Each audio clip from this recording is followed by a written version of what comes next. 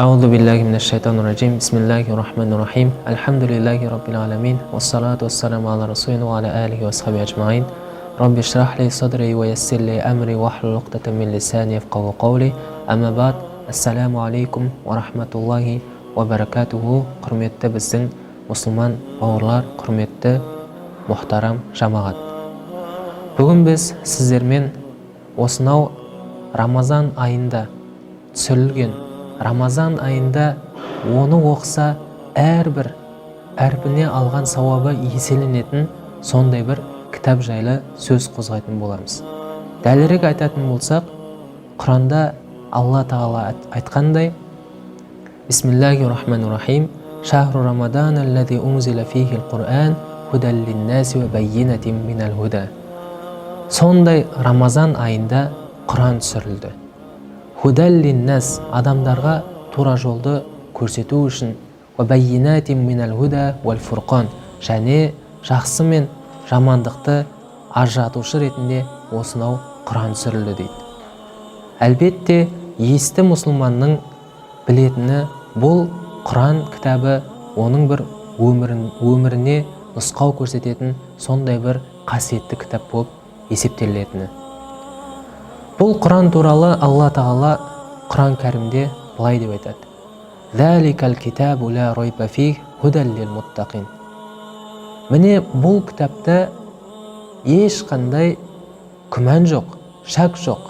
Худан лил-муттақин, тақуа адамдарға, тақуа пенделеріне тура жол көрсетуші екеніне. Міне бұл аяттан түсінетініміз, Құран дегеніміз ол сондай бір кітап, оның әрбір сөйлемінде, әрбір сөзінде, әрбір әрпінде ешқандай күмән жоқ кітап. Сонымен қатар пайғамбарымыз саллаллаху алейхи уассалам осынау аяттардан білгеніміздей, Құранда ешқандай күмән жоқ болса, сол Құранды оқуға пайғамбарымыз саллаллаху алейхи уассалам өзінің үмметін шақырады. Атап айтар болсақ, өзінің хадисінде пайғамбарымыз саллаллаху алейхи уассалам айтады: «Иқрауул Құр'ана», сіздер Құранды оқыңыздар. «Фа иннаху», расында Құран, «Яти яумал қиямати шафиан ли асхабихи», қиямет күні өзін оқушыларға шапағатшы болып келеді дейді. Сонымен қатар пайғамбарымыз саллаллаху алейхи уассалам басқа хадистерінде айтады: «Хайрукум», сіздердің ең жақсыларыңыз мән таалламал Құр'ана, Құранды үйренгендер және уаллама, үйреткендер дейді. Міне бұл хадистерден байқайтынымыз, пайғамбарымыз саллаллаху алейхи уассалам Құранды оқудың абзалдылығы жайлы баяндап жатыр. Осы хадистерден, осы аяттардан ғалымдарымыз мынандай бір ой түйеді: Құранды оқу өз алдына сауап болса, Құранға тіпті оқымай, жай әріптеріне ашып қараудың өзі сауап деген ғалымдарымыз. Бірақ та бұл амалдардан ең жоғары тұратын нәрсе, бұл Құранды оқыған кезде көз жүгіртіп оқу. Көз жүгіртіп, оның әрбір аяттарын пікірлеп солай оқуды, бұны үлкен сауап деп айтқан. Бұған дәлел ретінде Алла Тағала Құран кәрімде айтады: «Китабун анзалнаху мубаракун лияддаббару». Бұл кітапты біз түсірдік, мубаракун, берекелі қылып, лияддаббару, не үшін десек, лияддаббару аятихи, оның әрбір аятын адамдар ойлансын әрбір аятына. Уалияддаккара улул албаб, және ақыл иелері оның әрбір аятын оқыған кезде еске алсын деп түсірдік дейді. Бұл аятқа ғалымдарымыз мынандай бір түсіндірме береді. Құранды ойланып оқу дегеніміз, Имам Аль-Хасан Басри былай деп түсіндіреді: Құранды тек қана әріптерін жаттау, бірақ та Құранда берілген шектерден шығу, сөйте тұра Құранның барлығын оқыдым деп айту, бұл жақсы емес. Себебі оның оққан Құраны амалында және мінезінде көрінбеді деген. Тағы да басқа аяттарда Алла Тағала айтады: «Афала ятадаббарунал Qur'an», олар Құранға ойланбай ма екен деп аят келтіреді. Бұл аятқа ғалым Ибн Касир рахмаулла өзінің сөзінде айтады, бұл аят арқылы Алла тағала Құранды оқыған кезде көз жүгіртпей, ұқыпсыз тез оқудан тыйып, бәлкім Құранды оқыған кезде асықпай, әрбір аятына ойланып, толғанып оқуға шақырып жатыр дейді. Абдулла ибн Масуд өзінің хадисінде айтады, өзінің сөзінде, «Ла тахудду ал-Qur'ана кахадди ши'ри». Құранды оқыған кезде сіздер оны бір өлеңді тез оқыған секілді оқымаңыздар. «Вала танфуру канафрит дақал».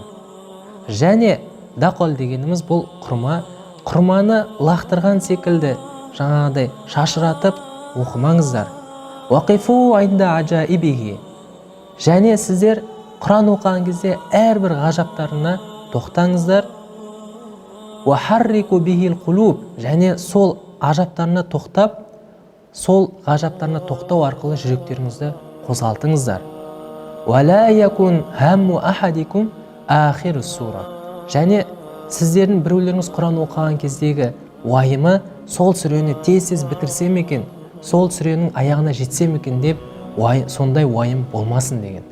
Міне бұл сөзден түсінетініміз, сахабалар Құранды оқыған кезде жай ғана тез шолып емес, әрбір аятына ойланып, толғанып, соған амал ету үшін ойлануға шақырған.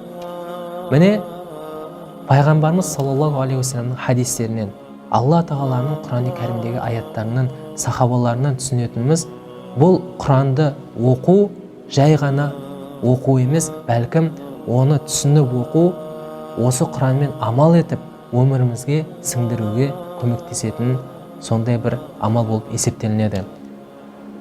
Омар радиаллаху анху риуаяттарда келеді, Бақара сүресін 12 жыл жаттағандығы.